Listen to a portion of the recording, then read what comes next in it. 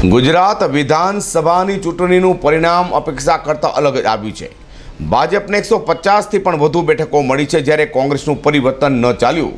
સાથે આપની ઝાડુ પણ ગુજરાતમાં ન ફેરવાતા લોકોમાં પણ આ અચરજ જોવા મળી હતી કે આ શું થઈ રહ્યું છે. ગુજરાત વિધાનસભા ચૂંટણીના આજે પરિણામો જાહેર થઈ જવા પામ્યા છે. દક્ષિણ ગુજરાત ભાજપનો ગઢ માનવામાં આવે છે, ત્યારે ગત વખતે પણ ભારતીય જનતા પાર્ટીના વિસ્તારોમાંથી મહત્તમ બેઠકો મળી હતી. ત્યારે વખતે પણ દક્ષિણ ગુજરાતના પરિવર્તન નહીં પરંતુ પુનરાવર્તન જોવા મળ્યું છે. આ વખતની ચૂંટણીમાં દક્ષિણ ગુજરાતના આદિવાસી મતદારોને રીઝવવા માટે કોંગ્રેસ અને આમ આદમી પાર્ટી દ્વારા એડી ચોટીનું જોર લગાવવામાં આવ્યું હતું.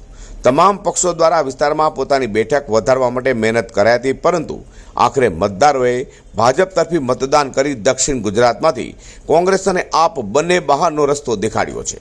સુરત સહિત સમગ્ર દક્ષિણ ગુજરાતમાં કોંગ્રેસના અને આમ આદમી પાર્ટીના મોટા નેતાઓની હાર થઈ છે, જેને લઈને ગુજરાતીઓ ફરી ભાજપ સાથે મક્કમતાથી ઊભા રહ્યા હોય તેવું સ્પષ્ટ દેખાઈ રહ્યું છે.